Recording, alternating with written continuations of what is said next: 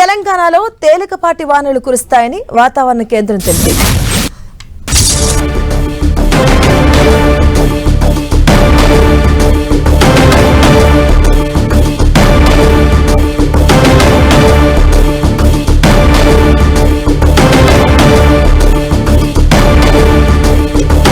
Breaking news చూస్తున్నాం.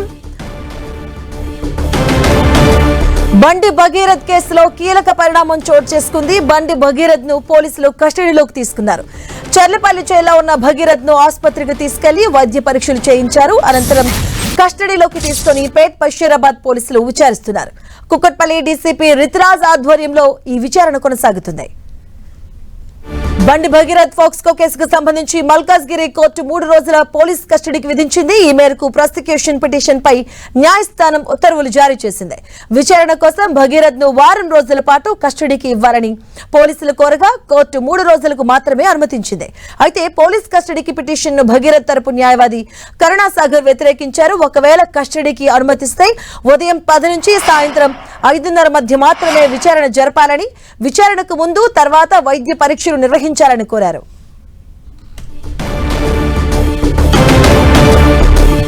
ఇదే అంశానికి సంబంధించిన పూర్తి అప్డేట్స్ మా కరెస్పాండెంట్ కిరణ్ అందిస్తారు. కిరణ్,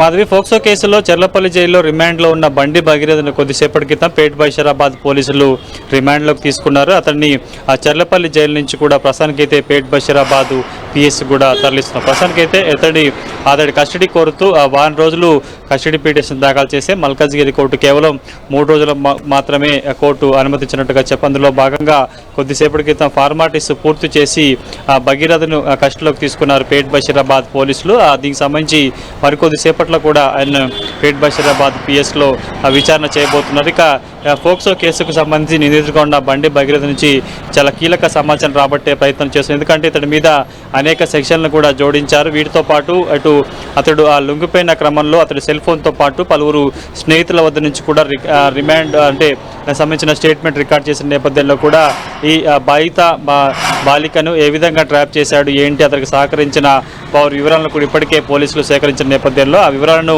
ముందుంచి బండి భగీరథను కూడా విచారించబోతున్నారు పేట్ బషీరాబాద్. ఎందుకంటే రాష్ట్ర వ్యాప్తంగా సంచలనం సృష్టించిన ఈ కేసుకు సంబంధించి కూడా రాష్ట్ర ప్రభుత్వం ప్రత్యేకంగా సిట్ ఏర్పాటు చేసింది.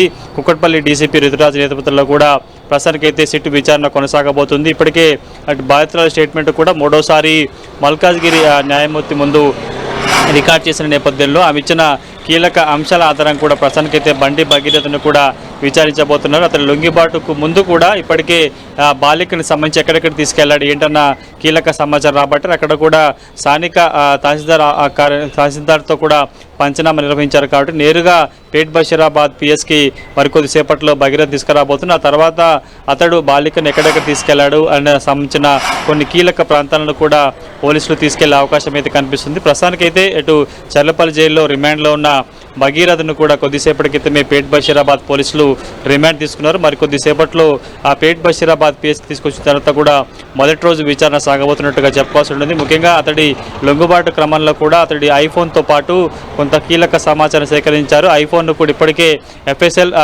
కోసం కూడా పంపించారు. కాబట్టి అతడి ఫోన్లో చాలా కీలక డేటానే ఉన్నట్టుగా పోలీసులు చెప్తున్న నేపథ్యంలో ఇప్పటికే అటు ఈ బాధిత యువతిని ట్రాప్ చేసేందుకు కొంతమంది స్నేహితుల పాత్ర కూడా ఉన్నట్లుగా పోలీసులు అనుమానం చేసిన నేపథ్యంలో పలుమార్లు ఇప్పటికే వారిని పిలిచి వారి స్టేట్మెంట్ రికార్డ్ చేసిన నేపథ్యంలో ఆ వివరాన్ని ముందుంచి బండి భగీరథను కూడా విచారించే అవకాశం ఉన్నట్టుగా ప్రస్తుతానికి తెలుస్తుంది. కాబట్టి మరికొద్ది సేపట్లో అటు చర్లపల్లి జైలు నుంచి కూడా పేట్ బషీరాబాద్ పిఎస్కు బండి భగీరథ్ రాబోతున్నారు. మొదటి రోజు విచారణ కూడా ప్రారంభం కాబోతున్నట్టుగా చెప్పుకోవాలి. కిరణ్, అంటే విచారణకు సంబంధించి భగీరథ్ పోలీసులు కూడా అంటే భగీరథ్కి సంబంధించిన న్యాయవాదులు కూడా కొంత వ్యతిరేకం జరిగింది, కొన్ని విజ్ఞప్తులు కూడా పెట్టినట్టుగా తెలుస్తుంది. సో ఆ విజ్ఞప్తులు ఏంటి, ఏం చెప్తున్నారు వాళ్ళు?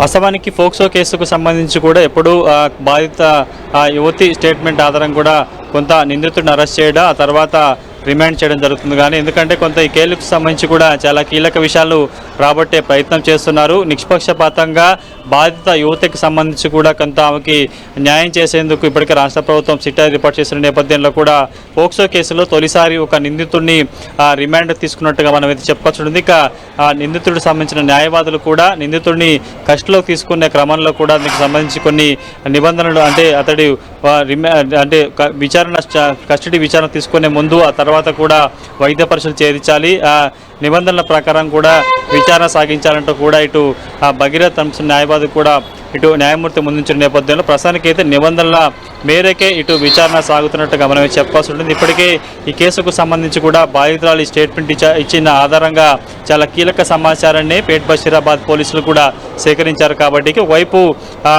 కస్టడీ ఇచ్చిన సందర్భంలో కూడా ఏవైతే నిబంధనలు ఉన్నాయో నిబంధనల ప్రకారమే కూడా పోలీసులు విచారణ చేయబోతున్నారు. ఉదయం 9 గంటల నుంచి సాయంత్రం 5:30 వరకు కూడా ఉంటుంది. ఆ తర్వాత 3 రోజుల పాటు ఎలాంటి విచారణ చేయబోతున్నది కూడా కొంత హాట్ టాపిక్గా మారిన పరిస్థితి కనిపిస్తుంది. కాబట్టి చాలా కీలక విషయాలని భగీరథ్ వద్ద నుంచి కూడా రాబట్టే ప్రయత్నం పేట్ బషీరాబాద్ పోలీసులు సిట్ అధికారులు చేస్తున్నట్టుగా చెప్పుకోవాలి. Right, thank you Kiran.